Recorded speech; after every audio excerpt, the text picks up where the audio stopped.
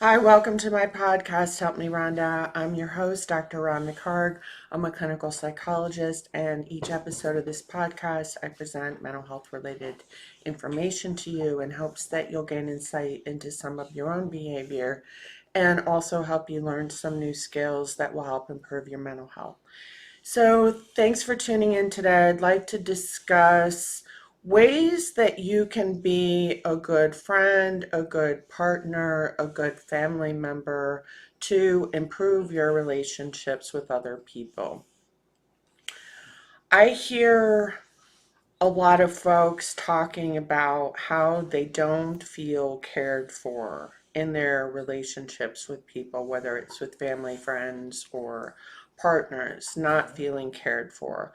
So, I wanted to do a podcast on ways that you can demonstrate care to other people that will help them to feel seen and heard and understood, and that they are important to you and their well-being is important to you.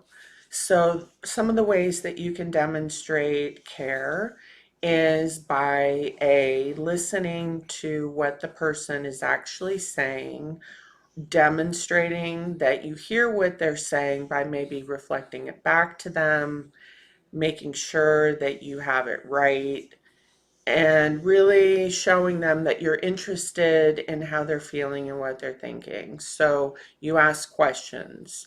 Same thing for their life.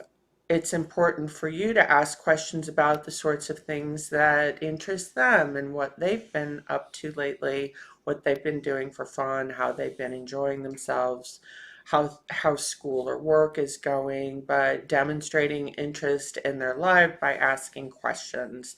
And believe it or not, there's a lot of people that don't ask questions, don't check on the people that they supposedly care about, but they're not demonstrating that care to the people in their lives. So they're not asking questions, they're not checking in with them to see how they're doing.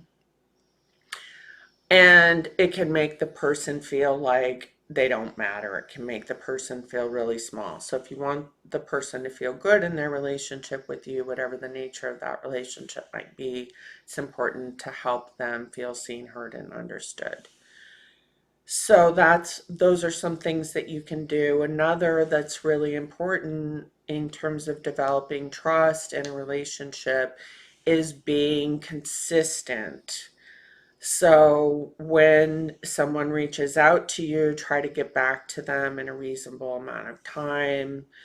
Uh, Try to be consistent in terms of how often you reach out to them. Be consistent in things like keeping plans with the person. If you've made plans with them, maintain your integrity and make sure that your words and your actions match. And integrity is a huge part of relationships too, because if the person's words and actions don't match, it's going to be really difficult for you to trust them. And it's going to be difficult for people to trust you if your words and your actions don't match. So, for example, if you say that you're going to be at someone's house at 6 o'clock for dinner, please try your very best to show up at 6. Now, things happen, of course. Occasionally, there will be maybe an accident or something that will prevent you from being on time. But a lot of people just have poor time management skills. And I was one of those people. It was years ago that somebody that I really cared about and respected very much told me how my lack of time management was affecting her and that it was not okay with her. She was feeling disrespected, and I get that. I get that. I didn't realize how much someone was affected by it and by being late. And even if it's only 10 minutes late, it's important to let the person know if you're running late, but to do your very best to try to be on time. And even if you don't get your full face made up, it's important to try to show up on time if possible. Okay, so that's integrity and making sure that your words and your actions match. That helps people to trust you and to believe that you do respect them, you do take their, you do care about their time and not wasting it. And so those are some things that you can do to help improve your relationship. So being attentive while they're talking, checking in with them, seeing how they're doing in between times that you're talking. So sending a text, how are you?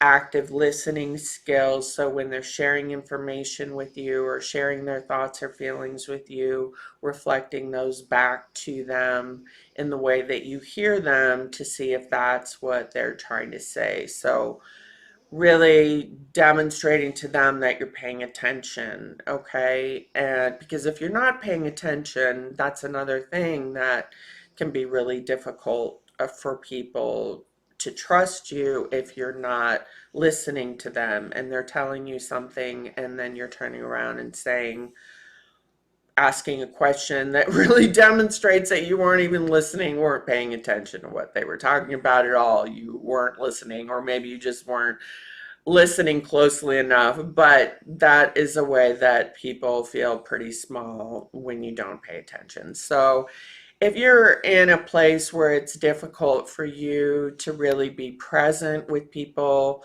because of where you're at, whether it's being physically compromised or if you just don't have the emotional bandwidth to be present with people, that's another thing that I would do is to kind of let people know where you're at, what how you can show up with them and what you need to do to take care of yourself. Remember, if you're hungry, angry, lonely, tired, if you're one of those, pause and take care of it. If you're two of those, stop and take care of one or both of them. If you're three of them, hungry, angry, lonely, tired, you need to wave at people from across the room because you're probably not going to be the best person to be around people. At that point, you need to take time out and soothe yourself and calm your body down and feel better before you're really able to be present and engage with people because you are too activated, too adrenalized. Okay. So, those are also some things that you can do to take care of your relationships is to do your best to be present. And if you can't be present, go take care of yourself and come back when you're feeling more whole and complete and relaxed. Okay, thank you so much for tuning in today. I hope that you heard some things today that will help you develop stronger relationships with the people in your life and also do things that will help the people in your life feel cared for and demonstrate to them that they're important to you and that you see them, you hear them, you understand them, and you want what's best for them. Don't assume that they can read your mind. Your words and your actions need to match. So demonstrate that care to other people. Okay. Thanks for tuning in today. I appreciate your support in helping to make mental health support more accessible and free. So thanks for tuning in today. I hope you enjoy the rest of your day.